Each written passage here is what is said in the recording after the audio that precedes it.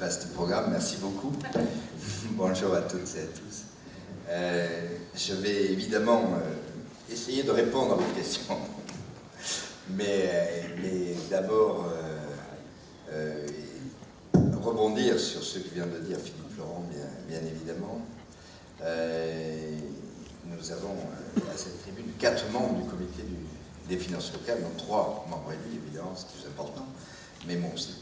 Donc voilà, c'est un élément important, évidemment, que je voulais souligner avant de commencer. Évidemment, non, on n'a pas fait de bilan de la décentralisation de manière scientifique. Je ne crois pas, en tout cas, ou alors ça m'a échappé. Par contre, moi, je considère qu'effectivement, l'apport de la décentralisation, l'apport des collectivités territoriales a été majeur. Il suffit de voir, par exemple, quel était l'état du patrimoine scolaire en 1982, ou un peu avant, et ce qu'il est aujourd'hui. Même chose pour les EHPAD, même chose pour les routes, même chose pour des tas d'interventions, ou de nombreuses interventions où les collectivités locales ont apporté beaucoup. Donc ça, de ce point de vue-là, il me semble que, sans faire le bilan, le représentant de l'État que je suis aujourd'hui à cette table ronde, avec M. Soleri, est persuadé que l'apport de la décentralisation a été très favorable. Y a-t-il eu, en même temps que cet apport, une efficience de l'utilisation des crédits, des ressources, etc. Ça, la question, évidemment, mériterait un bilan plus important. Cela étant, en tant que, là aussi, représentant de l'État, je ne donnerai aucune leçon de gestion budgétaire à quiconque, le budget de l'État étant aujourd'hui dans une situation difficile, contrainte, et n'a pas forcément à donner de leçons à quiconque, certainement pas aux collectivités territoriales. Je ne me place évidemment pas sur ce type de débat.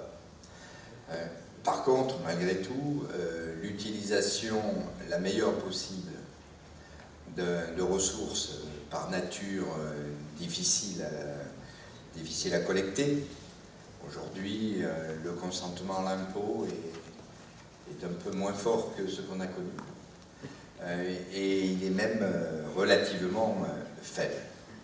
Alors, à partir de ce moment-là, moi j'ai constaté, je suis entré à la Direction Générale des Collectivités Locales en 1993, donc ça fait quand même 22 ans, alors ça ne fait pas 22 ans que j'y suis. J'ai été également directeur général des services de 2 conseils généraux, disait-on à l'époque, celui de Saône-et-Loire, celui de Seine-Maritime. J'ai été aussi membre de divers cabinets ministériels, j'ai eu des postes en territorial. Et ce que j'ai constaté, et ce que je constate aujourd'hui, ça fait 3 ans que je suis directeur général des collectivités locales environ, il fera 3 ans le mois prochain, on a changé aussi de paradigme, on a changé de modèle sur la décentralisation et sur les relations entre l'État et les collectivités locales. Quand j'ai commencé à la Direction Générale des Collectivités Locales, on avait un principe de base qui était reconnu par tout le monde, qui était de dire, ben voilà, en gros, toutes les dotations sont le plus possible libres d'emploi, le moins de contraintes possibles pour l'utilisation de ces crédits, en contrepartie évidemment de la libre administration des collectivités territoriales, de la décentralisation et du pouvoir politique des élus, et en gros tous les 6 ans, il y avait effectivement le juge de paix, si vous me permettez cette expression, des élections, qui disait, ben voilà, si un élu est responsable, il est devant sa population, devant ses électeurs, et à partir de ce moment-là, il y a, voilà le principe de base des relations financières entre l'État et les collectivités locales.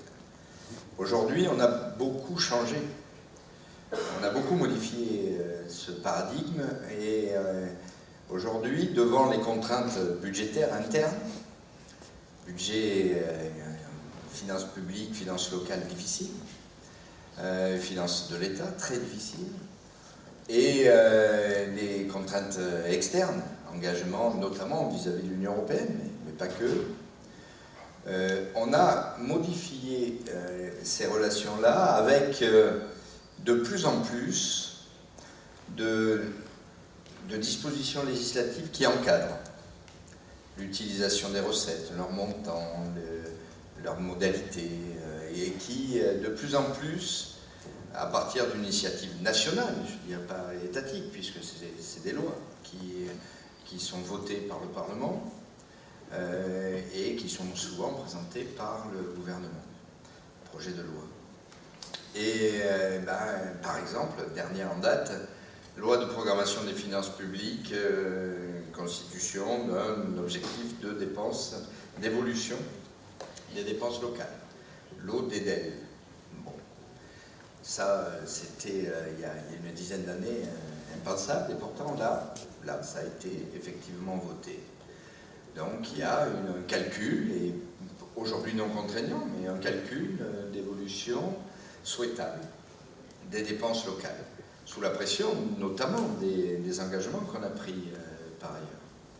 Même chose sur l'évolution des recettes. On a considéré qu'effectivement, de plus en plus, on est passé d'une dotation globale de fonctionnement indexée sur l'inflation, puis sur l'inflation et une part du PIB, la croissance du PIB. Aujourd'hui, on a modifié ceci, il n'y a plus d'évolution automatique, bien au contraire, et il y a des dispositions qui, là, depuis 2014, se traduisent par une baisse des dotations. Alors, pourquoi on en arrive là? Je crois vous l'avoir dit rapidement.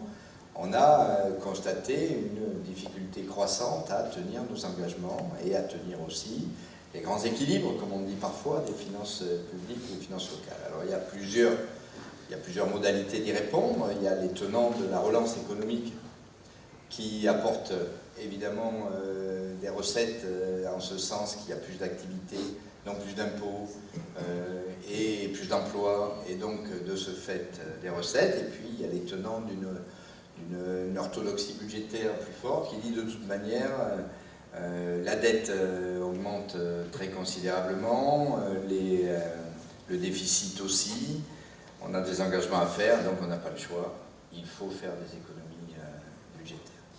Et c'est ce qui a été décidé. Des économies budgétaires ont été décidées d'un montant de 50 milliards d'euros. L'État ne pouvait pas, à lui tout seul, prendre 50 milliards d'euros d'économies sur quelques années. C'est impossible. Donc il a été décidé de faire reporter cette baisse de manière proportionnelle. Alors plusieurs proportions auraient pu être prises, hein. Mais la proportion qui a été choisie, c'est celle en fait du poids des budgets locaux dans l'ensemble des budgets publics tout autour. Et c'est autour de 20%, un peu plus de 21%, alors ça dépend si on retraite en fonction de Maastricht ou pas. Donc d'où parfois des questions relativement longues pour savoir quel est le pourcentage exact. Est-ce qu'on tombait sur 10 milliards 2 ou 10 milliards 7 ou 11 milliards? Bon, aujourd'hui c'est 10 milliards 7 en fait. Hein. On dit encore 11 milliards, mais il y a eu 300 millions d'euros d'augmentation par ailleurs des autres concours financiers de l'État aux collectivités locales en 2015. C'est pour ça que c'est 10 milliards 7 de baisse sur 3 ans. Donc ces 11 milliards qui ont été décidés, c'est 22% en gros de 50 sur 3 ans.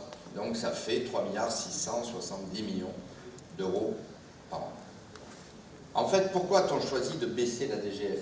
Non pas parce qu'on voulait baisser la DGF, mais parce qu'on voulait faire une économie de 3 milliards 670 millions d'euros par an.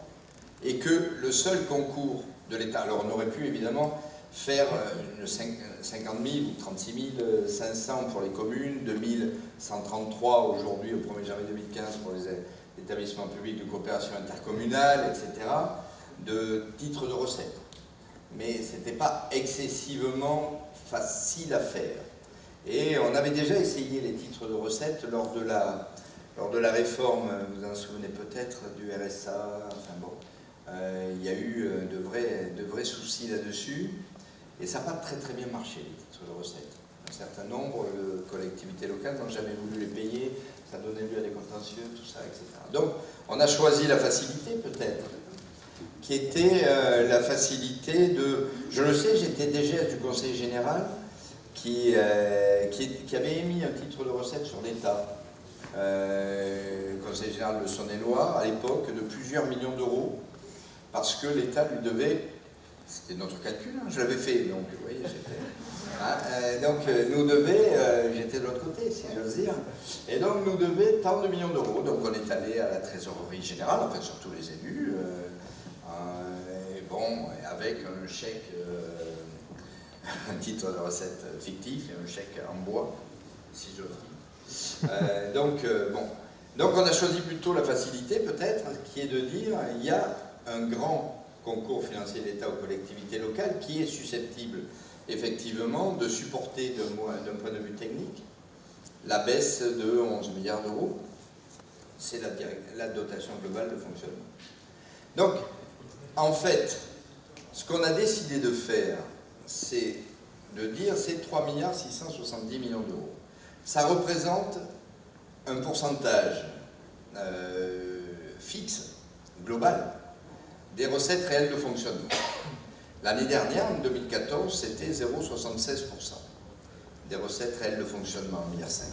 Cette année, en 2015, 3 milliards 670, c'est à peu près 1,88% des recettes réelles de fonctionnement.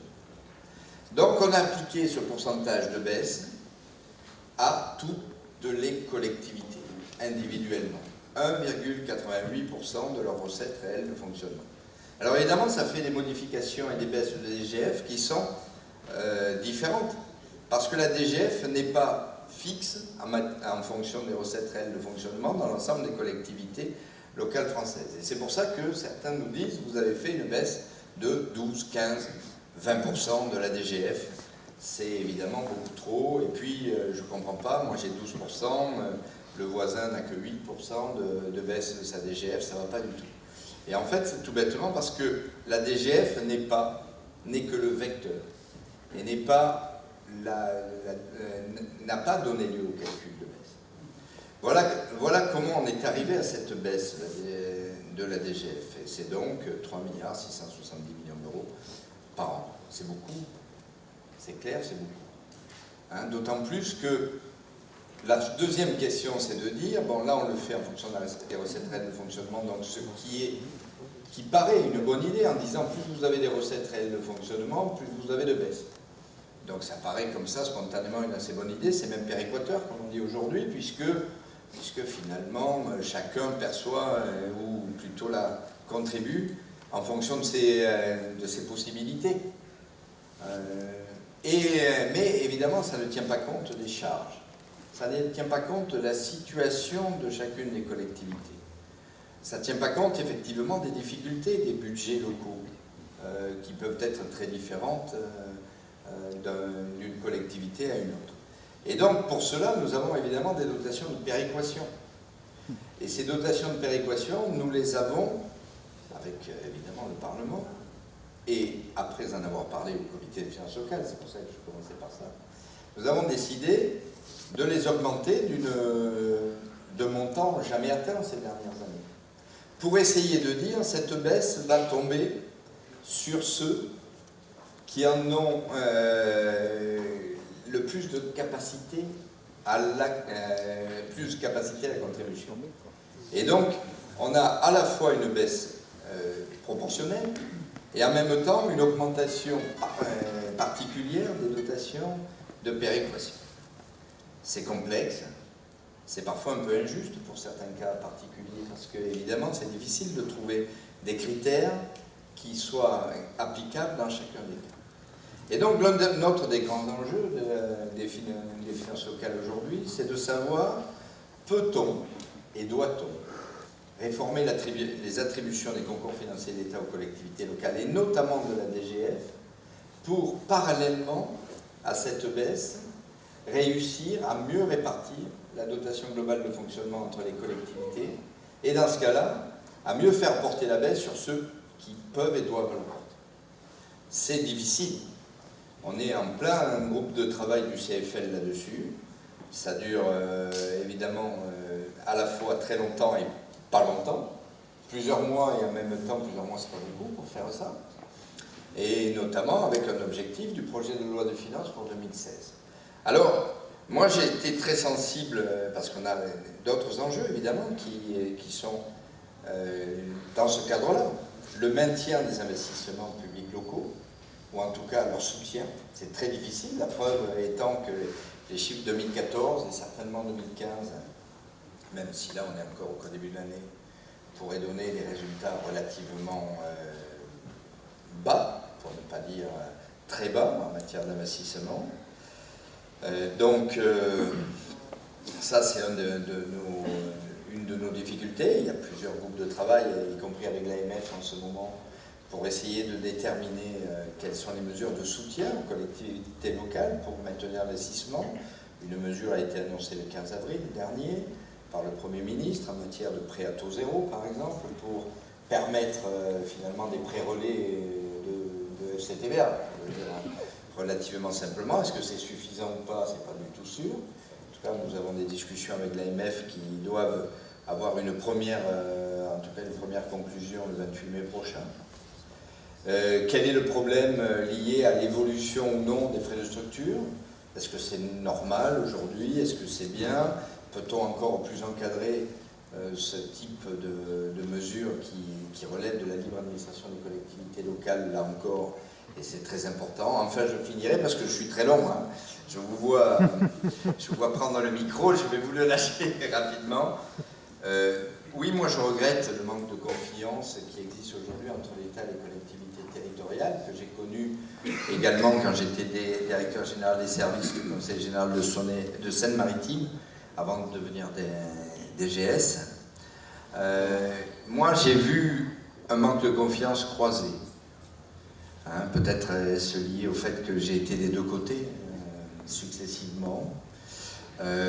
Oui, les élus locaux, notamment, ont raison de dire que parfois, l'État ne leur fait pas assez confiance et que certaines réactions ou certaines analyses ou certaines décisions un peu abruptes ne devraient pas être faites comme ça. Et qu'il faut effectivement associer plus encore qu'aujourd'hui. Et quand je dis associer, c'est pas simplement de présenter les mesures une fois qu'elles sont prises, quoi. Associer en amont, donc, hein, les élus locaux aux décisions qui seront prises par l'État dans les projets de loi de finances, les projets de loi de programmation des finances publiques, par exemple. Mais j'ai vu aussi l'inverse. Concrètement, on fait comment? Parce que ça, c'est des on peut le faire. La preuve, c'est qu'il y a beaucoup de groupes de travail en cours. C'est un problème de gouvernance. Oui, mais en France, on fait toujours des groupes de travail, on fait toujours des rapports, et puis après, il ne se passe pas grand-chose. C'est pas vrai au CFL. C'est pas vrai au comité des finances locales. Souvent, l'État suit les décisions et les propositions du comité des finances locales. Très souvent. C'est pas vrai. C'est un montant fini, alors, évidemment. Ah, évidemment, dans des contraintes qui sont les nôtres, que j'ai essayé d'expliquer au début. Ah, évidemment, s'il n'y avait pas de contraintes, d'ailleurs, on ne serait pas là. On n'aurait pas cette... ou ce ne serait pas le même titre. Hein, finances locales, que faire de la répartition des fruits de la croissance? Mais malheureusement, on n'a pas ça. Et donc, moi j'ai vu l'inverse aussi. Hein. J'ai vu les élus locaux ne pas faire confiance à l'État. Parfois pour de mauvaises raisons aussi. Donc de ce point de vue-là, je pense que malheureusement, les responsabilités sont croisées et j'espère qu'on arrivera à décroiser tout cela. Madame Beaufils, je voulais à travers vous qu'on donne un peu de chair un petit peu à ces débats qui peuvent être un peu...